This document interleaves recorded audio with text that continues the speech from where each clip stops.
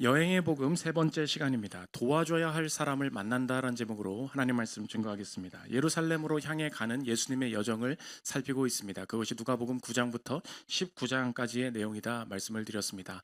예수님이 여행하실 때 우리를 함께 데리고 다니시면서 우리의 삶에도 벌어지는 일들, 그것을 하나님께서 의도적으로 허락하시는 여정을 우리와 함께 하실 때가 있다. 오늘 성경이 그것을 보여주고 있습니다.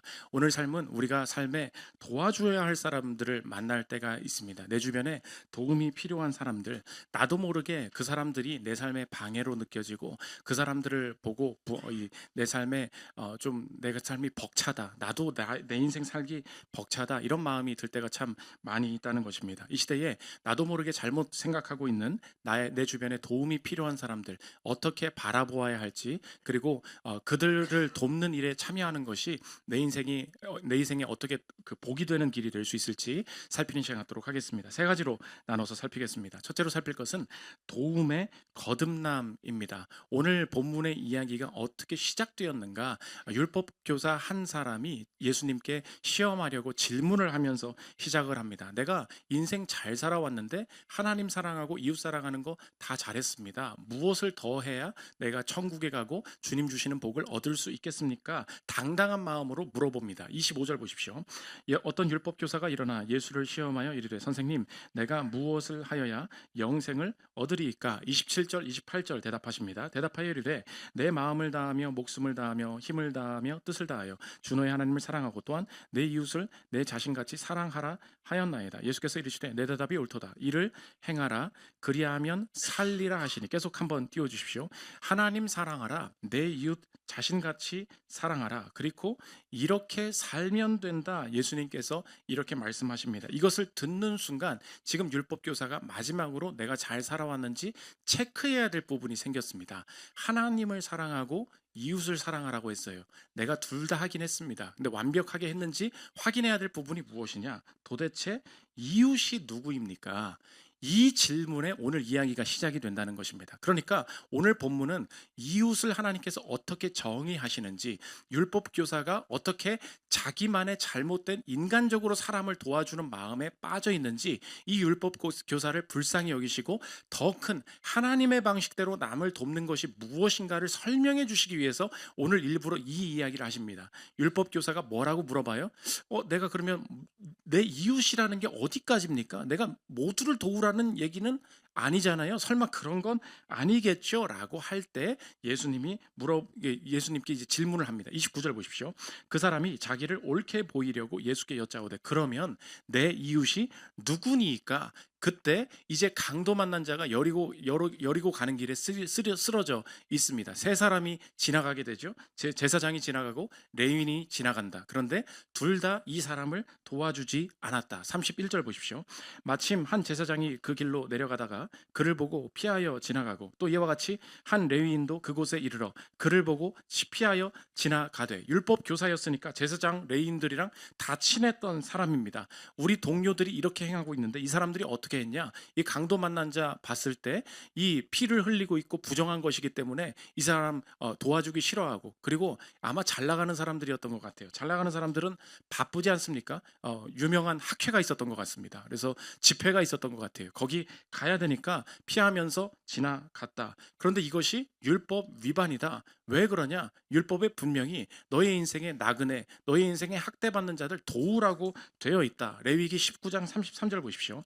거류민이 너희의 땅에 거류하여 함께 있거든 너희는 그를 학대하지 말고 너희와 함께 있는 거류민을 너희 중에서 나은 자같이 여기며 자기같이 사랑하라. 너희도 애굽 땅에서 거류민이 되었었느니라. 나는 너희의 하나님 여호와이니라. 지나가는 사람, 그냥 나와 상관없는 사람이라고 절대 그냥 가만히 두면 안 된다. 그런데 이미 지나갔기 때문에 하나님 앞에서 죄를 범했다. 마지막에 누가 오느냐? 사마리아 사람이 옵니다. 왜 사마리아 사람이 돕는 것이 중요한가? 오늘 질문이 뭐였어요? 그러면 내 이웃이 누굽니까? 이 질문에 대한 대답으로 예수님이 이 이야기를 세팅하시는데, 유대인들은 사마리아인들을 이웃으로 취급하지 않고 상종도 하지 않았다고 말씀을 드렸습니다. 왜 그렇습니까? 피가 섞였다. 하나님 앞에 버림받은 백성이다. 하나님도 이 백성은 사랑하지 않으신다. 그렇기 그렇기 때문에 이 사람들 싫어가지고 피해서 돌아다니고 그랬어요. 그런데 이 사람을 인정할 수밖에 없는 일이 벌어집니다. 사마리아 사람이 오히려 역으로 이 강도 만난 사람을 도와주니까 그러면 누가 이웃이 되겠냐? 33절 보십시오. 어떤 사람 사마리아 사람은 여행하는 중 거기 이르러 그를 보고 불쌍히 여겨 가까이 가서 기름과 포도주를 그 상처에 붓고 싸매고 자기 짐승에 태워 주막으로 데리고 가서 돌보아 주니라. 지금 이 유대인에게 내 이웃이 누구입니까? 라는 질문에 이 본문으로 대답을 하고 계십니다. 율법 교사가 지금 찔리는 것이 무엇입니까? 나는 내 마음대로 하나님 사랑하고 이웃을 사랑하고 있다고 생각했으나 그 율법을 자의적으로 해석하고 있었죠. 내가 이웃을 사랑하긴 합니다. 그런데 그 이웃이 누군지는 내가 정합니다. 이렇게 세팅만 해놓으면 내가 도울 수 있는 사람의 범위만 정해놓고 내가 율법을 지켰다 마음대로 말할 수 있는데, 하나님은 그 율법의 범위가 얼마나 자의적이고 편협한 것인지를 지적하시기 위해서 일부러 누굴 끌어오십니까? 사마리아 사람 끌어오신다는 거예요.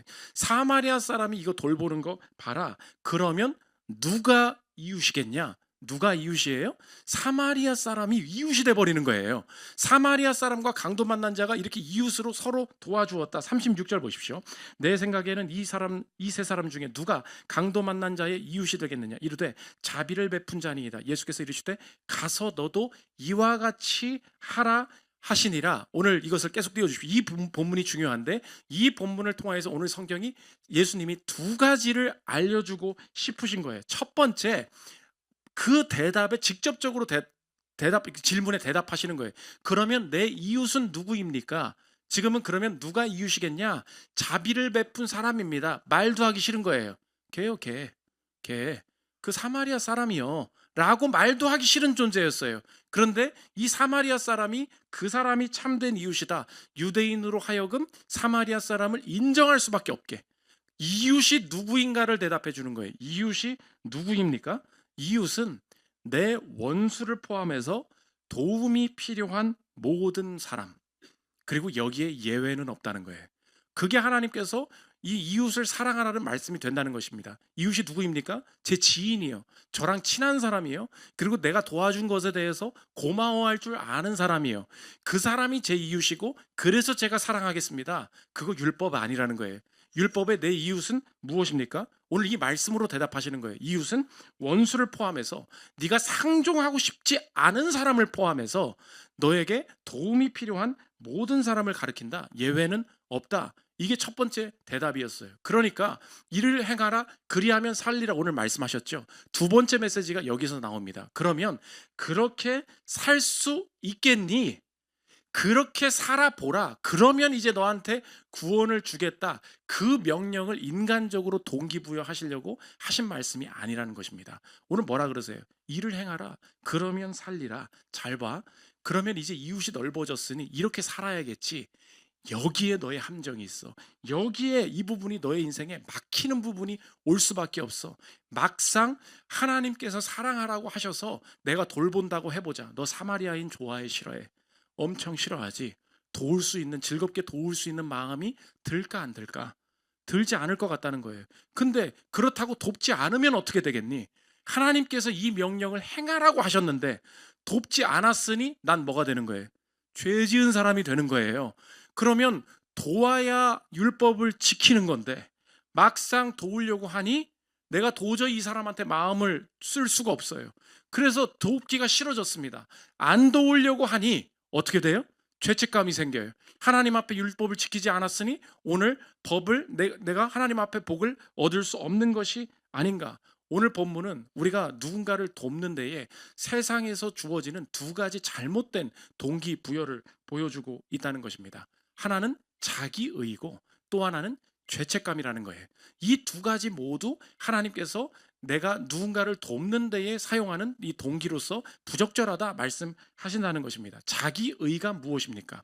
내가 이 누군가를 이렇게 도우면 하나님께서 그것을 기뻐하셔서 그것이 하나님 앞에 크레딧이 되어서 나의 인생에 갚아주시고 복을 주실 거라는 생각이에요.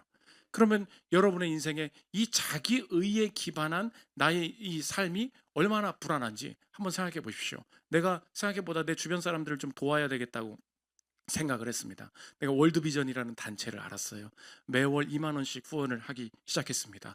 팀 모임을 하는데 새로운 분이 나타나셨습니다. 월드비전 별로야. 컴패션 알아? 컴패션? 나 컴패션에 5명 후원해. 이런 사람이 나왔습니다. 하나님 앞에 정말로 선한 일을 많이 한다는 느낌이 납니다. 그때 내 마음이 어떻습니까? 저렇게 많이 남을 돕는데 나의 인생에 그럼 하나님께서 나는 요거밖에 후원을 안 하는 내 인생에 대해서는 하나님께서 복을 덜 주시는 것이 아닌가? 내가 자기 의에 기반해서 그럼 자기 의가 뭐라고요? 하나님 앞에 나의 행동이 하나님의 은혜와 호의를 일으키는 근거가 될 수 있다는 생각이에요. 그게 자기 의예요. 자기 의로 누군가를 도우려고 하면 내가 도대체 어느 정도까지 사람을 도와야? 근데 이웃이 어디까지래요? 도움이 필요한 모든 사람이래. 그러면 우리 인생에 지금 내 스스로가 가지고 있는 것 자체가 이 자기의에 기반하다가 반대로 똑같은 말이에요. 죄책감이 올 수밖에 없다는 것입니다. 나의 인생에 지금 이제 드는 생각이 뭐예요? 살아보니까 돈이 중요하죠. 살아보니까 체력이 중요하죠. 살아보니까 남한테 신경 쓸 시간이 없죠.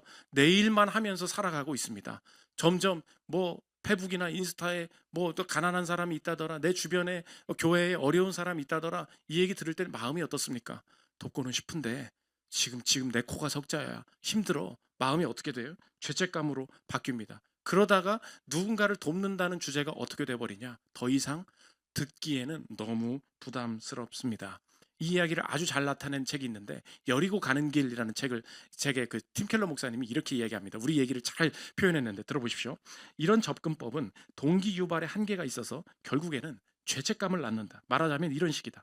세상 사람들은 다 굶주리고 있는데 너 혼자 고기를 구워 먹고 차를 2대나 몰고 있으니 얼마나 이기적이냐. 이런 말을 듣는 그리스도인들은 정서적으로 엄청난 갈등을 느낀다. 죄책감을 느끼는 동시에 온갖 종류의 방어 기제가 작동한다. 내가 이 나라에서 태어난 걸 어떻게 해? 내가 차를 한 대만 소유한다면 정말로 도움이 되는 사람이 있을까? 내가 수고한 대가를 누리는 게 당연한 권리 아니야? 이런 고민들로 피곤해진 우리는 얼마 안 있어 가난한 사람들에 대해 죄책감을 안겨주는 책과 강사를 멀리한다. 이번 주도 차 좀 한번 바꿔볼까 생각하고 계신 분 계시죠? 야, 이제 한번 GV80 한번 타보자. 이제 나도 이제 이거 탈 때 됐다. 이제 보니까 어때요? 그 돈 그대로 가져다가 보니까 꼭 그럴 때 주님이 주보에 이렇게 광고 주십니다. 난곡 지역아동센터 돕기 위해서 얼마를 지출했습니다. 야, 내가 이거 안 사고 여기다 갖다 줬으면 이 애들이 다 잘 될 수 있겠구나. 그럼 한번 멀리 나가보지. 이웃이 더 멀다고 했으니까 그럼 이거 어디까지 가야 돼요? 여러분이 지금 입고 있는 거는 옷 그쪽 꼭 필요합니까? 저 넥타이 꼭 매야 돼요? 이거 사지 않으면, 이거 안 샀을 때 이 돈 가지고 남 도우면 더 훨씬 더 많은 사람들 도울 수 있는데 어디까지 가요? 죄책감이 있어서 끝까지 나의 인생에 그러네. 내가 누릴 수 어떤 즐거움도 없이 돕는다는 일들이 자기 의와 죄책감으로서는 해결될 수 없다는 것입니다. 오늘 성경은 그래서 지금 이 본문의 본질을 주회하고 이제 적용으로 넘어갈 건데 본질적으로 예수님께서 바꾸시고자 하는 일이 있어요. 너도 가서 이와 같이 하라. 무슨 말이에요? 너 인생 사마리아인까지 도와야 돼. 어디까지 내놓나 볼 거야?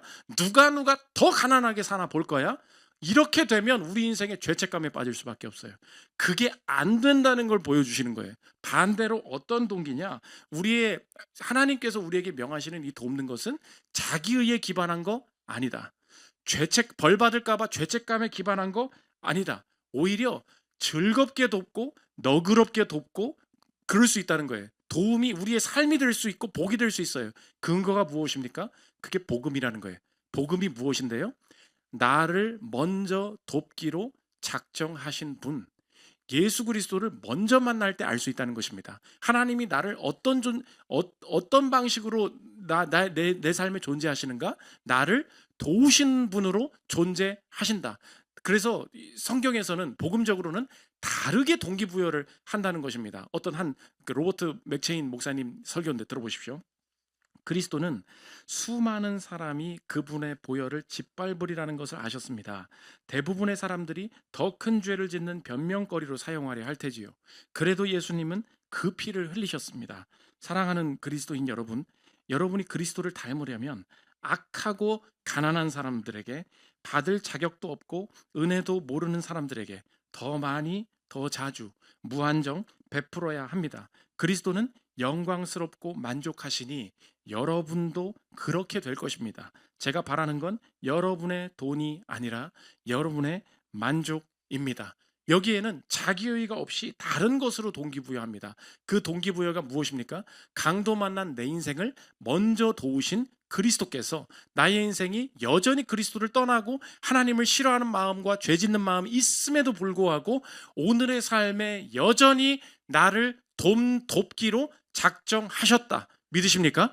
그러니까 내 삶의 근거는 내가 무언가를 더 도와야, 얼마나 더 도와야 주님이 이제 이 문제를 풀어주실 것이냐, 이 자기의의 부담감에서 내려놓을 수 있어요. 반대로 많은 부분, 내가 돕는 부분에서 손을 뗐었습니다. 내 삶이 중요하다고 생각했습니다. 그렇다고 살았는데 삶이 안 풀려요. 그 순간 마음이 어때요? 주님이 벌하시나 보다. 죄책감과 자기의의는 똑같은 말이에요. 잘할 때 으스대고 그것 때문에 될 줄 알아요. 못할 때 두려워하면서 주님이 날 더 이상 돕지 않으실 줄 알아요. 이렇게 불안한 근거가 어디 있습니까? 우리는 그런 방식으로 멀리까지 도울 수 없다는 거예요. 돕는다는 것이 어떻게 우리에게 복이 되느냐? 다른 동기예요. 동기가 무엇입니까? 복음이에요. 복음이 무엇입니까? 나를 먼저 도우시고 평생에 돕겠다고 작정하신 분, 그리스도의 십자가 앞에서 돕는 것을 다시 바라볼 수 있다. 그래서 우리의 동기가 바뀌어야 된다는 것을 오늘 성경이 보여주고 있다는 것입니다. 그럴 때 이제 두 번째인데, 도움의 적용이에요. 오늘 적용이 중요하거든. 세 가지 적용을 할 건데, 우리의 삶에 완전히 다가오게 돕는다는 것은 언제나 너무 이제 살아보니까 누구 도우려고 하면 시간 엄청 쓰여요. 그렇죠? 그리고 젊었을 때 많이 도울 수 있는지 알죠? 내가 체력이 되지 않는다는 거. 뭐 한번 손잡아주고 찾아가지고 이런 거 해주고 싶은데 얼마나 피곤한지 너무 힘들어요. 게다가 내가 이게 벌이라는 게 이게 쉽지 않다는 걸 깨달아요.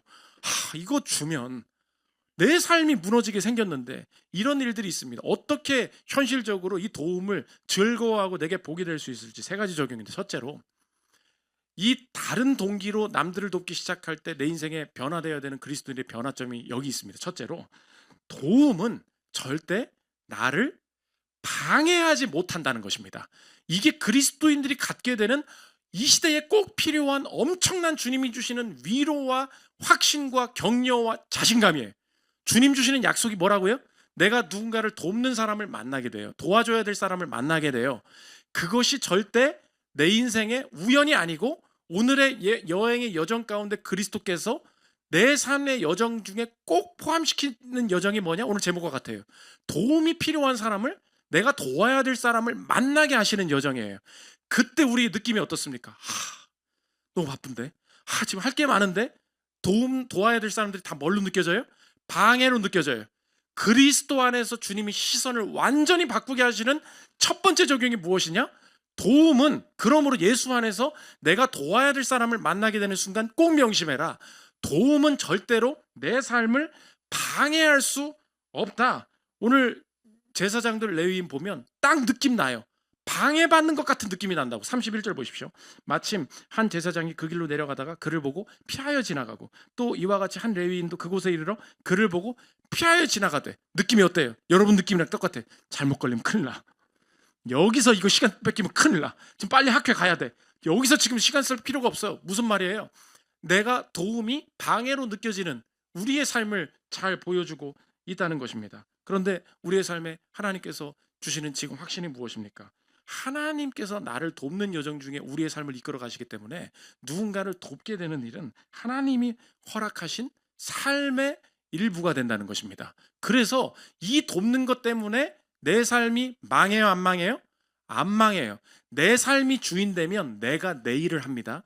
내가 내 삶의 일을 하기 때문에 그 외의 것이 오는 순간 방해로 느껴져요. 그런데 내 삶이 누구의 것이에요? 하나님의 것이에요. 하나님의 일을 하고 있습니다. 하나님이 내게 직접 맡기신 일들을 할 때 도움이 필요한 사람을 붙여주십니다. 이거 누구 일이에요? 하나님의 일을 내가 하고 있어요. 그때 내 삶이 바뀌게 되는 거예요. 오늘 여러분의 인생의 삶을 도와줘야 될 사람들을 바라볼 때 점검해 보십시오. 방해로 느껴지죠? 내 삶이 내 거예요. 그런데 하나님께서 주시는 오히려 격려와 위로가 확신이 무엇입니까? 너의 삶이 절대 방해받지 않을 거예요. 그것 때문에. 내가 돕는다고 해서 내 삶이 무너지지 않을 거예요. 왜요? 하나님의 것이거든요. 하나님의 삶이거든요. 하나님께서 어떤 방식으로 채우실지, 어떤 방식으로 시간을 세이브하게 하실지, 그거 하나님 손에 있다는 것입니다. 여러분도 회사에서 보통 업무할 때 어떻습니까? 사장님은 모든 일을 다 하기를 원하죠. 나는 어때요?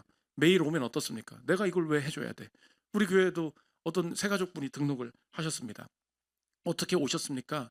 대답하더라고요. 김현수 목사님이 대답할 때, 제가 사실 서창희 목사님과 업무적으로 긴밀한 관계에 있었던 사람입니다. 서창희 목사님이랑 유선 통화를 많이 했습니다. 이렇게 하는 거예요. 어떻게 서창희 목사님이랑 통화를 많이 하셨습니까? 예. 서창희 목사님이 포스코 재무실에 계실 때 제가 전화를 해서, 제가 무역통상그룹에 있었는데 제가 많은 자료를 부탁을 했었습니다. 그런데 재무실은 갑질을 하기로 유명한 곳입니다. 그래서 재무실의 모든 사람 찾기로 재무실의 사람들한테 그 자료를 달라고 하면 자꾸 코치코치 그걸 왜 줘야 되냐고 갑질을 시작한다는. 왜 필요하신데요? 언제까지 드려야 되는데요? 팀장님 허락 받으신 거예요? 계속해서 이유를 물으면서 자료를 주지도 않고 너무 힘들게 굴어가지고 자료를 급하게 필요한 건데 얻지 못해서 힘들어하고 있었는데 계속해서 사람을 찾다가 저 막내로 보이는 어떤 한 사람이 있어서, 아직도 전화번호가 기억나. 3457-2653이었거든요. 제가 2643인가? 아무튼 그 전화를 걸어봤다는 거예요. 작은 그룹 서창입니다. 예, 제가 무역통상 어쩌고 이게 필요하신데요. 딱 그랬는데 그때 기억이 난다는 거예요. 예, 보내드리겠습니다. 5분 뒤에 메일이 왔다는 거야. 제가 갑질했으면 큰일 날 뻔했죠. 그러다가 새로운 교회를 찾을 그때쯤 우리 교회가 생각난 거예요. 그 사람이 퇴사하고 교회를 개척했대. 그 사람이, 여러분 그래서 전화 잘 받아줘야 됩니다. 여러분 어디서 이 사람이 다시 나타날지 몰라. 그때 여러분 한번 생각해 보십시오. 우리도 본능적으로 회사에서 우리가 그렇게 살고 있다는 걸 알 수 있어요. 내 레포트가 있고 내 논문이 있고 내가 처리해야 될 업무가 있다 보니까 거기에서 치고 들어오는 모든 메일과 카톡과 내 지시사항이 일주일 내내 어떤 방식으로 느껴져요? 방해로 느껴진다고. 내 인생에 지금 힘든 부담감이 무엇입니까? 내 인생이 내 거예요. 내가 시간과 체력과 물질을 다 관리해야 된다는 부담감 속에 빠져 있으니까 그 스케줄이 조금이라도 어긋나기만 하면, 내 루틴이 깨지기만 하면 인생 망할 것처럼, 그때 내 인생에 드는 생각이 뭐예요? 내 인생 내 거였구나. 근데 오늘 주시는 하나님의 오히려 도라는 말이 내 인생의 부담감으로 다가와야 되는데, 오늘 하나님께서 이 동기 자체가 바뀌면서 우리에게 주시는 자신감과 축복과 확신, 위로가 뭐냐? 오히려 여기에요. 도움은 내 삶을 방해할 수 없다. 믿으십니까? 하나님께서 내 인생에 내게 도움을 받아야 하기에 필요한 사람들을 붙여주시는 거고요. 만약 그걸 하나님이 통제하고 계신다면 그것 때문에 내 인생이 절대 무너지지 않는다. 실제로 저의 경험이 그렇습니다. 목사의 사역이 다양해요. 목사가 실제로 내 업무다라고 느껴지는 것이 있습니다. 그게 설교 준비예요. 설교 준비할 시간이 충분히 확보돼야 되고요. 책 읽을 시간을 좀 줘야 되고요. 그래야 내가 이 업무를 잘 수행했다라는 내 업무로서의 뿌듯함이 생기는 가장 큰 영역이 이것입니다. 그러나 저에게 주신 목사의 영역이 이것만 있습니까? 교회에 수많은 성도들이 있습니다. 도와야 될 교회와 단체와 선교사님들이 있습니다. 어떻게 도울지, 어떻게 기획할지 연락하고 신방하고 여러 가지 가정에 어려움 생긴 거 돌아보고 상담하고 하는 일들이 일주일 내내 이어져야 됩니다. 그럼 한번 생각해 보십시오. 분명히 다 주신 일이에요. 그런데 설교 준비라는 중요한 일이 내 안에 있습니다. 그거 할 때 갑자기 연락 옵니다. 어떤 애 너무 힘들어서 도와야 된다고, 어떤 교회 방문 좀 해야 될 것 같다고. 가면서 무슨 생각 들겠어요? 설교 준비해야 되는데, 이게 시간 너무 뺏기는데, 갔다 오면은 끝인데. 여러분 신방 뭐 갔다 와서 누가 그러더라고. 밥 먹고 오는 거 아니에요? 네가 한번 먹어봐라. 밥 먹고 오려면 어떻게 해야 돼요? 그냥 뭐 쓰레빠 신고 갑니까? 오전부터 준비해가지고 시간 맞춰서 갔다가 점심시간 또 바쁘다고 늦게 오면 엄청 화내요. 미리미리 가가지고 기다려주고 빨리빨리 할 얘기들 하고 하다가 집에 또 차 막히고 돌아오면 3시 4시예요. 집에 가야 돼. 여러분 3시 4시쯤 출장 갔다 와서 이렇게 앉으면 느낌 알죠? 엄청 졸린 거. 집에 가고 싶은 거 알죠? 그거예요. 그거 하니까 내 인생이 어떻게 했어요? 부담이야. 뭘로 느끼겠어요? 방해로 느껴지겠죠? 우리도 다 모든 사람이 똑같다고. 근데 신기합니다. 그런 마음으로 갑니다. 하나님 사역자로서 내가 이 일을 할 때 하나님 오늘은 여기 가는 게 맞을 것 같네요. 하나님 지금 할 일 되게 많은데 지금은 우선순위가 이게 맞는 것 같습니다. 주님 지금 다 밀려 있는 거 아시죠? 도와주십시오. 그때 또 주님이 함께 해주셔서 또 그때 만나는 본문이 엄청 어려운 본문 주셔. 뭘 읽어도 할 말이 생각이 안 나고요. 아무리 주석 봐도 뭔 말해야 될지 모르겠어요. 그럴 때 신방이 또 갖고 막 돌고 돌고 힘들어서 오잖아요. 이상합니다. 샤워하고 있을 때 설교 준비 어떻게 하냐 할 때 이 말하자 생각나게 하세요. 오히려 신방을 하다가 그 사람 썰을 듣습니다. 제가 그런 분들 만나봤을 거예요. 미안한데 그거 나 이번 주 설교 때 좀 쓸게. 거기서 설교 준비를 끝내고 와요.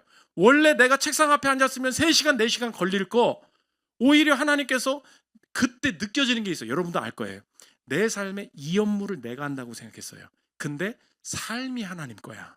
그러다 보니까 내가 여기서 체력과 재능과 시간과 물질을 사용했다는 걸 주님이 아셔요.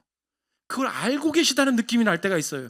그래서 이번 주에 내가 너무 힘든 부분이 있었는데 하나님께서 이걸 이렇게 은혜 주셔서 풀어 가시는구나. 오늘 여러분의 인생에 한번 점검해 보십시오. 누군가를 도와줘야 되고 내가 신경 써줘야 되는 내 회사의 사람들이나 가정이나 내 주변의 상황들 가지고 다른 사람들은 이런 거 없는데 내가 왜 내 가족이기 때문에 내 업무 이 팀이기 때문에 이것을 신경 써야 돼. 오늘 돕는 일이 내 삶을 방해할 수 없음을 믿으십니까? 이 믿음을 회복해야 되는 거예요. 이 확신 가운데 거할 때 내 삶이 전체적으로 견고해질 수 있다는 너그러움을 가질 수 있다는 것입니다. 두 번째, 도움은 절대 방해할 수 없다 그랬어요. 두 번째 적용이 뭐냐? 도움의 영역은 다양하다는 것입니다. 목사님, 돈 많아야 돕지요. 시간이 좀 있어야 돕죠. 도와줄 수 있는 게 없습니다. 33절 보십시오. 어떤 사마리아 사람은 여행하는 중 거기 이르러 그를 보고 불쌍히 여겨 가까이 가서 기름과 포도주를 그 상처에 붓고 싸매고 자기 짐승에 태워 주막으로 데리고 가서 돌보아 주니라. 이거 계속 한번 띄워주십시오. 레위 사람이 하는 일 사마리아인이 해요 못해요? 못해요. 제사장이 할 수 있는 일 사마리아인이 해요 못해요? 못해요. 그런데 사마리아인이 할 수 있는 일이 있었다는 거예요. 그게 뭐예요? 기름과 포도주 상처에 붓고 싸매고 자기 차에 태워서 병원 데려다 주는 거. 그건 할 수 있었다. 그런데 그 이웃에게 필요한 건 바로 그거였다. 적용이 무엇입니까? 내 인생에 돕는다는 이야기를 사회적 신분이 높거나 시간 여유나 재정의 여유가 많은 사람만 도울 수 있구나. 도움을 좁히지 말라는 것입니다. 도움의 영역은 다양할 수 있고 저 사람에게 지금 내가 도움이 될 수 있는 부분은 이거이겠구나. 도움이 필요한 부분을 볼 수 있는 눈을 열어달라고 기도하는 거.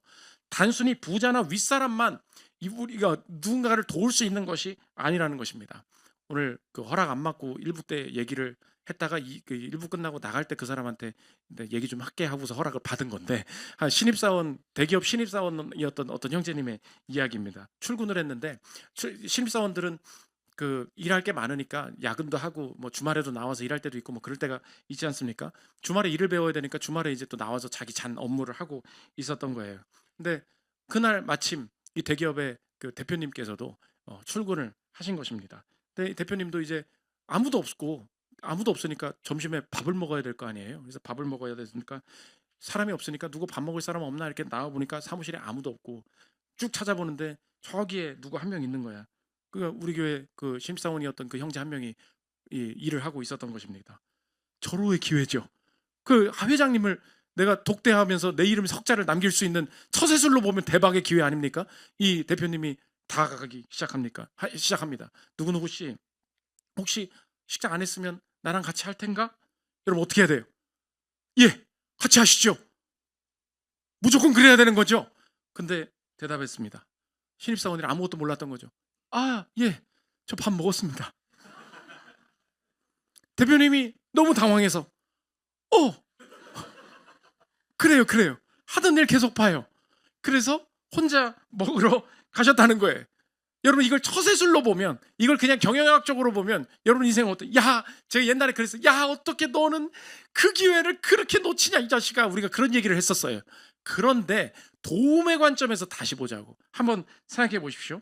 내가 볼 때 나는 대표님 나보다 돈 많고 나보다 여유 있고 나보다 할 거 그 자기가 알아서 할 수 있는 사람 아닌가. 그런데 그 순간에 그 대표가 필요한 건 뭐였어요? 나랑 같이 밥 먹어줄 밥 친구 없나? 그러면 한번 도움의 관점에서 생각해 보십시오. 내가 밥을 먹었냐 안 먹었냐가 중요한 게 아니에요. 여러분 누가 밥 먹자 그러면은 그걸 잘 한번 생각해 보십시오.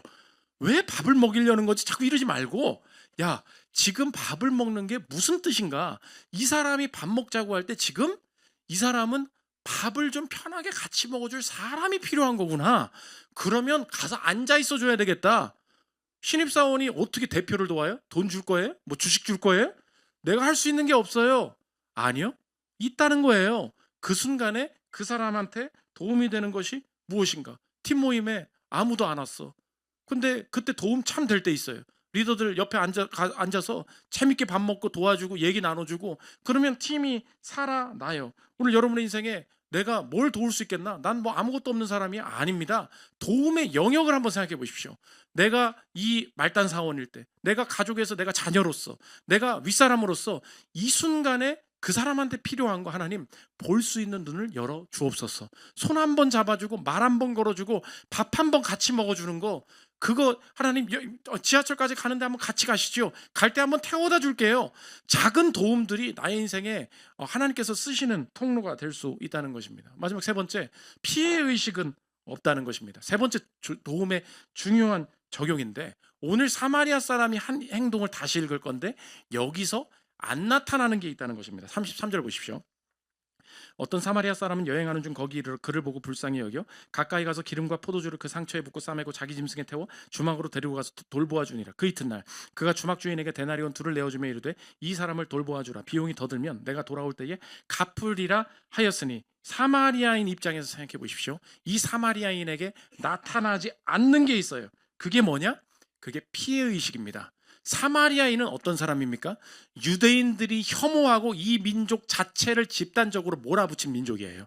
그러면 느낌이 어떻습니까?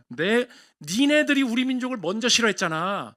그러니까 나한테 도와달라고 하면 어떡해? 내가 너를 어떻게 도와? 내 코가 석자야. 우리 민족이 피해자야. 얘기할 수 있죠. 우리 민족이 당했고 너희들이 우리를 쳐들어왔고 너희들이 우리를 싫어했어. 그래서 나는 도울 수가 없어. 무슨 마음이에요? 피해의식이에요.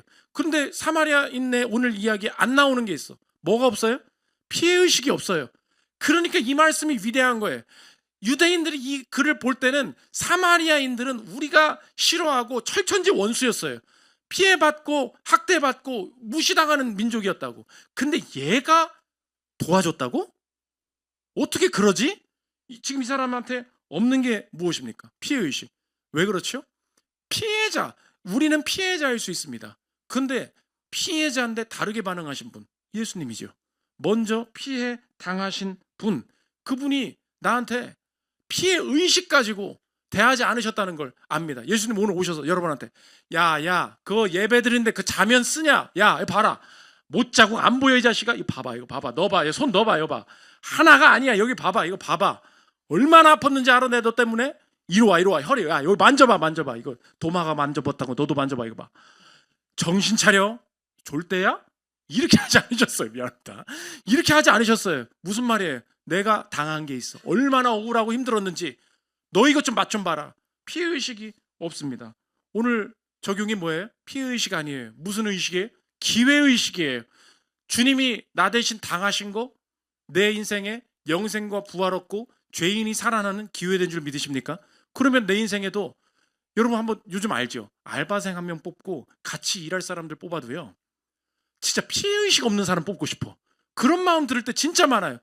뭐가 그렇게 공평하지 않고 나한테 제대로 된 보상이 주어지지가 않았고 왜 쟤는 선물 2개 줬는데 나는 하나만 줬냐 그러고 왜 교회 우산 나는 안 주냐 그러고 왜 이거 나한테 이거 안 해줬냐 그러고 목사님 왜 나는 밥 안 사주냐 그러고 여기까지만 하겠습니다.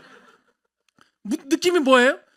내가 다 피해를 봤다. 요즘 이 피해의식이 사회를 좀먹기 시작하면 어디까지 사회가 나락으로 가느냐. 내가 이번 썰 퍼왔어. 초등학교에 편지 금지령이 떨어졌대. 진짜 교사 얘기예요. 내가 이상한 것만 보고 있죠. 들어주십시오. 편지 금지령 떨어짐. 1. 학기 마치고 방학하기 직전에 애들이 손편지 써줌. 2. 학부모 민원킥. 3. 사유.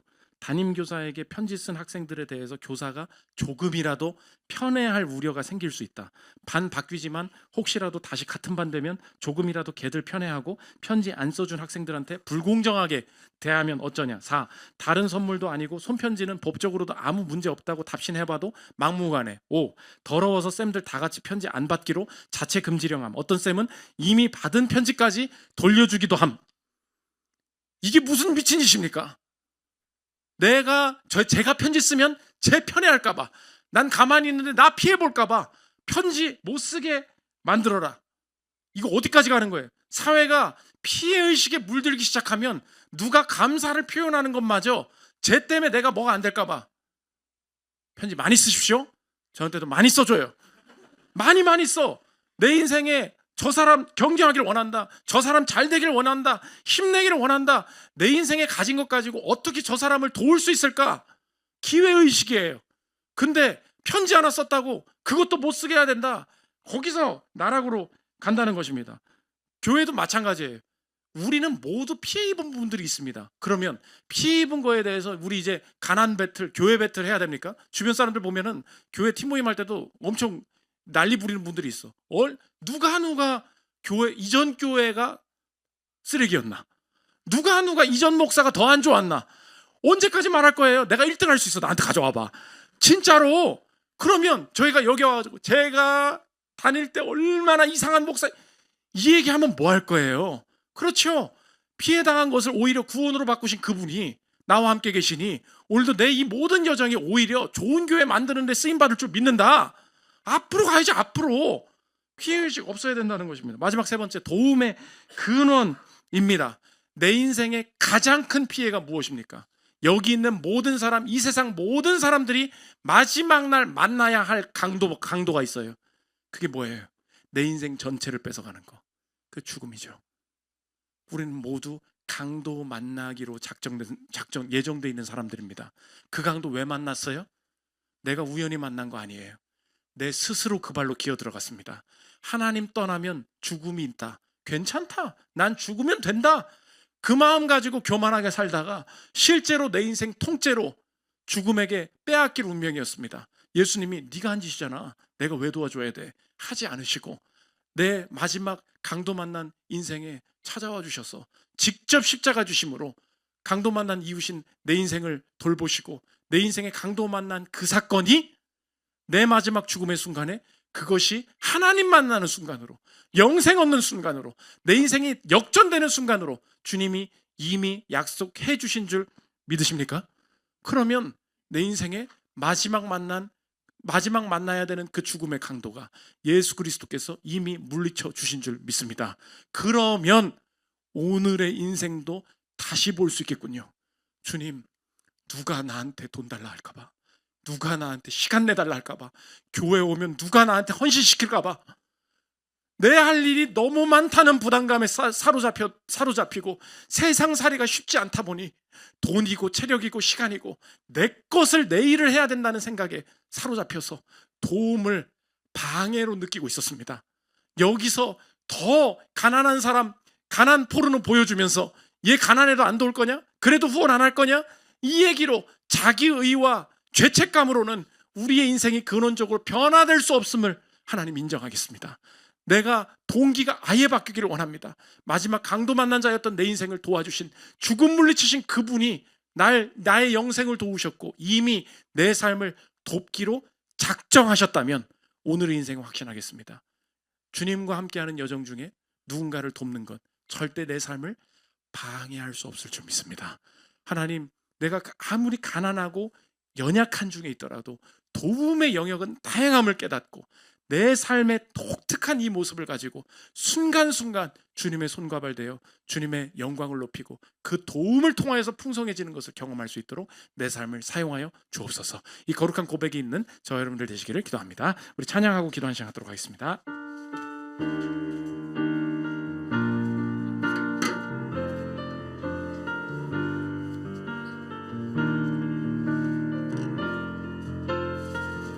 깊은 절망에 수렁 가운데 주님께 닿을 수 없던 우리 어두운 밤중에 하늘을 향해 주의 이름 나 부를 때 어둠을 뚫고 오신 주 사랑 나의 절망 거두셨네. 주님의 공로 다 이루셨네. 주 예수 나의 산소망. 할렐루야 할렐루야 주를 찬양하여라. 할렐루야 자유케 하셨도다. 죄의 저주 끊으신 주께 구원이 있도다. 주 예수 나의 산. 한 번 더 마지막으로 할렐루야 할렐루야 주를 찬양하여라. 할렐루야 자유케 하셨도다. 죄의 저주 끊으신 주께 구원이 있도다. 주 예수 나의 산소망. 우리 주간 공동체 기도 읽고 기도하는 시간 갖도록 하겠습니다. 주보 4면에 PPT에 나와 있습니다. 설교 요약입니다. 우리 한 주간의 기도 제목으로 삼았으면 좋겠습니다. 함께 읽겠습니다. 시작. 죄책감 때문에 돕는 일을 그치게 하소서. 강도 만난 자인 나를 먼저 도우신 예수님을 기억하고 너그러운 마음이 회복되게 하소서. 남을 돕는 일이 내 삶에 복된 일이 되게 하소서. 남을 돕는 일이 내 삶을 방해하지 않음을 믿습니다. 돕는 일을 내 삶의 일부로 보게 하소서. 도울 수 있는 일은 다양합니다. 나만이 도울 수 있는 일을 찾게 하소서. 피해의식을 벗어나게 하소서. 책임 전가를 그치고 남을 도울 수 있는 기회를 만들어내게 하소서. 우리가 만나야 할 마지막 강도인 죽음을 대신 쫓아주시니 감사합니다. 강도 만난 나에게 예수님이 다가와 주셔서 내가 영생을 얻게 될 줄 믿습니다. 그 믿음 안에서 또 다른 강도 만난 자를 향해 나아가게 하소서. 기도 제목 놓고 기도하는 시간 갖도록 하겠습니다. 기도하겠습니다. 하나님 아버지, 죄책감을 가지고 또 자기의에 빠져서 나의 인생에 하나님 아버지 많은 사람들 도우려고 하고 있었습니다. 하나님 아버지, 인간의 노력으로는 한계가 있습니다. 내 삶에 자원이 충분하지 않고 하나님 부족하고 하나님 얼마나 더 해야 되는지 압박감과 불안감 가운데 즐겁게 주변 사람들을 도울 수 없었음을 고백합니다. 하나님, 복음으로부터 시작하기를 원합니다. 나를 먼저 도우신, 언제나 돕기로 작정하신 하나님 그리스도와 함께 내 삶을 하나님 아버지 살아보기를 원합니다.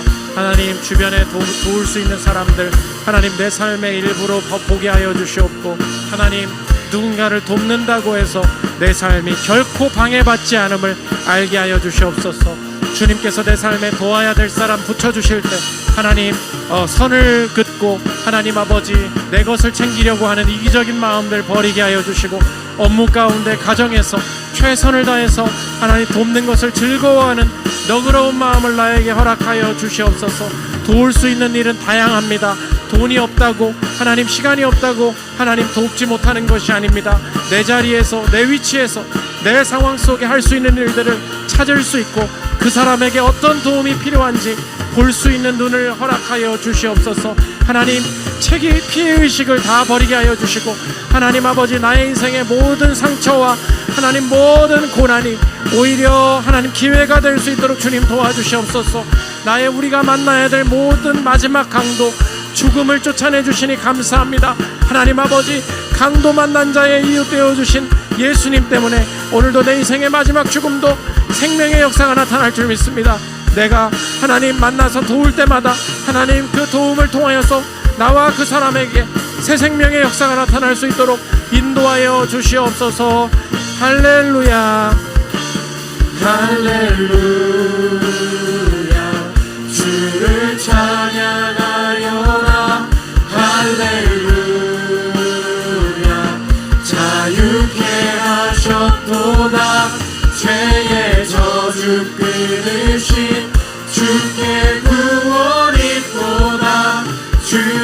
예수 나의 산소망. 제가 기도하겠습니다. 하나님 아버지, 예수님 믿으면 억지로 더 많이 도와야 되는 줄 알았습니다.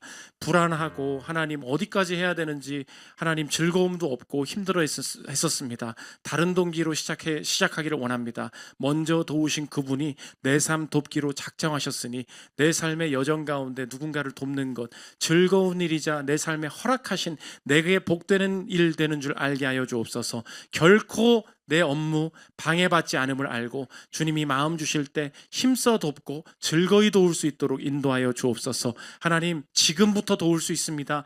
하나님, 누군가의 도움이 필요한 것들 볼 수 있는 눈 주셔서 하나님, 그 필요한 때에 내게 있는 것 가지고 돕게 하여 주시옵소서. 하나님, 피해의식으로 가득 채워진 세상입니다. 그리스도인답게 살기를 원합니다. 모두가 피해받지만 피해자이신 예수 그리스도가 피해의식 말하지 않으시고 당하신 그것을 내 삶의 영생으로 바꾸어 주셨으니 오늘도 내가 많이 당했고 억울한 것 있을지라도 내 삶을 기회로 삼아 누군가를 도울 때 내 삶의 마지막 죽음의 강도를 만날 때 그것이 영생으로 바뀌었던 것처럼 내가 누군가를 돕는 그 순간에 그 사람과 나의 삶에 새 생명의 역사가 펼쳐지는 기회가 될 수 있도록 축복하여 주옵소서. 감사드리며 예수 그리스도의 이름으로 기도합니다. 아멘.